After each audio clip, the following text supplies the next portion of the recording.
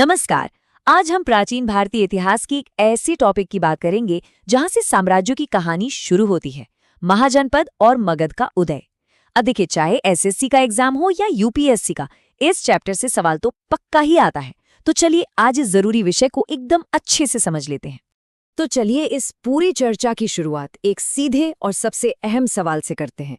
6ठी शताब्दी ईसा पूर्व में भारत में 16 बड़े बड़े राज्य थे जिन्हें हम महाजनपद कहते हैं।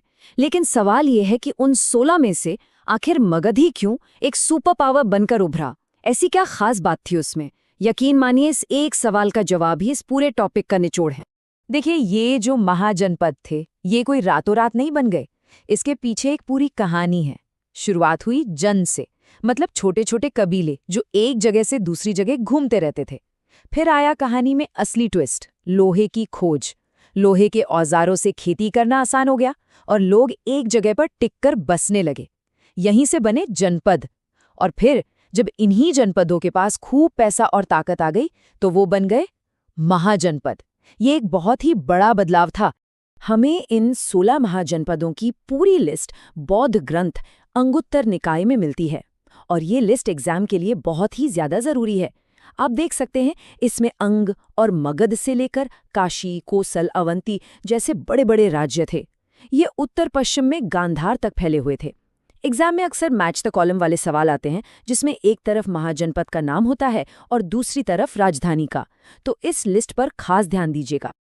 अच्छा, तो महाजनपद तो 16 थे, लेकिन जो असली पावर की लड़ाई थी ना, वो बस इन 4 महाशक्तियों के बीच थी: मगध, कौशल, वत्स और अवंती। आप कह सकते हैं कि ये चारों उस समय के सुपर पावर बनने की रेस में थे। और जैसा कि हम सब जानते हैं, इस रेस में आखिर में कौन जीता? मगध। एक और मजेदार बात यह है कि इन सभी राज्यों में सरकार चलाने का तरीका एक जैसा नहीं था। ज्यादातर जगहों पर राजतंत्र था, यानी मोनॉर्की, मतलब राजा का बेटा ही राजा बनेगा, जैसा कि मगध और कौशल में होता था। लेकिन कुछ राज्य अलग थे, जैसे वज्जी और मल्ल। ये गणराज्य थे, जिन्हें गण संघ भी कहते थे। यहाँ कोई एक राजा नहीं, बल्कि कुछ खास परिवार या एक सभा मिलकर शासन चलाते थे।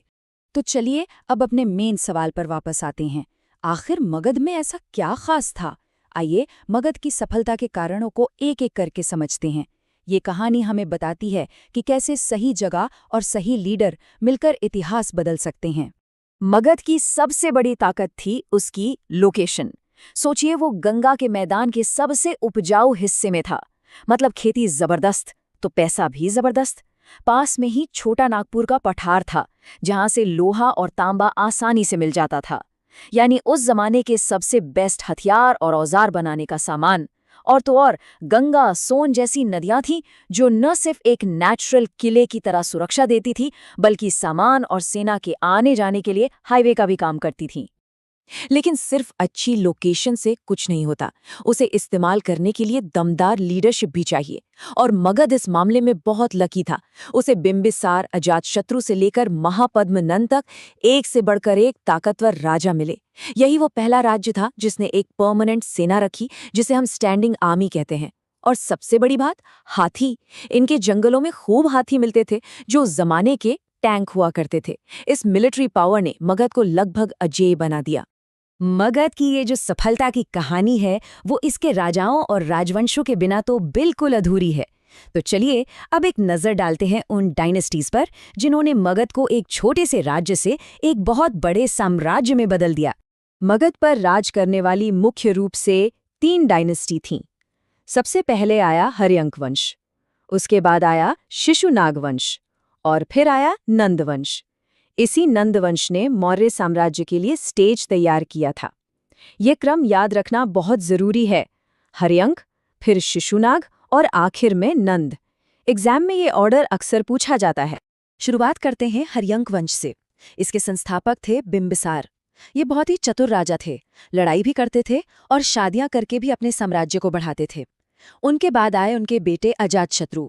कहते हैं कि वो अपने पिता को मारकर गद्दी पर बैठे थे, लेकिन उन्होंने भी काशी और वज्जी जैसे इलाकों को जीतकर मगध को और बड़ा बनाया। एक बहुत जरूरी बात, पहली बौद्ध संगीति इन्हीं के समय में हुई थी। और इस वंश के अगले जरूरी राजा थे उदयन। इनका एक काम सबसे जरूरी है जो एग्जाम में सीधा पूछा जाता है। राजगृह को राजगीर से पाटलिपुत्र ले जाना।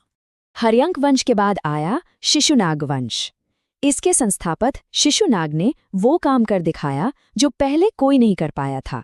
उन्होंने मगध के सबसे बड़े दुश्मन अवंती को हराकर हमेशा के लिए मगध का हिस्सा बना लिया। इसके बाद आई नंद वंश, जिसके संस्थापक थे महापद्मनंद, और इस वंश का आखिरी राजा था धनानंद। ये बहुत ताकतवर था, लेकिन अपनी जनता के बीच पॉपुलर नहीं था। इसी के समय में सिकंदर यानी अलेक्जेंडर द ग्रेट भारत आया था, लेकिन नंदों की इतनी बड़ी सेना के बारे में सुनकर सिकंदर के सैनिकों ने आगे बढ़ने से ही मना कर दिया। अब ये नाम महापद्मनंद, इसे बहुत ध्यान से देखिए। महापद्मनंद को भारत का पहला साम्राज्य निर्माता या फर्स्ट एम्पायर बिल्डर कहा जाता है। पुराणों में इन्हें सर्व क्षत्रांतक यानी सभी क्षत्रियों का अंत करने वाला और एकराट यानी एकमात्र सम्राट भी कहा गया है। इन्होंने कलिंग तक को जीतकर पहली बार एक बहुत बड़े, जिसे हम कह सकते हैं पैन इंडिया एम्पायर की नींव रखी थी। तो ये थी कहानी महाजनपदों से लेकिन नंद वंश तक कि कैसे मगध एक सुपर पावर बना। अब इससे पहले कि हम आगे बढ़े, चलिए फटाफट एक क्विक रिवीजन कर लेते हैं ताकि एग्जाम में कोई भी सवाल गलत ना हो, और फिर कुछ सवाल भी सॉल्व करेंगे। तो ये रहे सबसे जरूरी पॉइंट्स। पहली बात, 16 महाजनपद और उनकी राजधानियां, ये लिस्ट अच्छे से याद होनी चाहिए। दूसरी बात, मगध क्यों जीता, उसकी लोकेशन, लोहा, हाथी और ताकतवर राजा। तीसरी बात, हर्यंक वंश के राजा खासकर अजातशत्रु, जिनके समय पहली बौद्ध संगीति हुई, और उदयन जो राजधानी को पाटलिपुत्र लाए। और आखिरी और सबसे जरूरी बात, महापद्मनंद, भारत का पहला एम्पायर बिल्डर। चलिए अब आपकी बारी, देखते हैं कितना याद रहा। पहला सवाल, मगध पर शासन करने वाला पहला राजवंश कौन सा था? आपके ऑप्शंस हैं नंद, मौर्य, हर्यंक या शिशुनाग। सोचिए जरा। बिल्कुल सही जवाब है सी, हर्यंक वंश। और इसके संस्थापक कौन थे? बिंबिसार। और ये रहा आज का आखिरी सवाल, वो कौन सा शासक था जिसने पहली बार राजधानी को पाटलिपुत्र में स्थापित किया? अजातशत्रु, बिंबिसार, धनानंद या उदयन? और सही जवाब है उदयन। ये एक बहुत ही जरूरी फैक्ट है, याद रखिएगा। तो जाते जाते एक सवाल मैं आपके लिए छोड़कर जा रहा हूं। क्या मगध की सफलता सिर्फ उसकी किस्मत या अच्छी लोकेशन का नतीजा थी, या फिर ये उसके राजाओं की जबरदस्त प्लानिंग और मेहनत का फल था? सोचिएगा जरूर।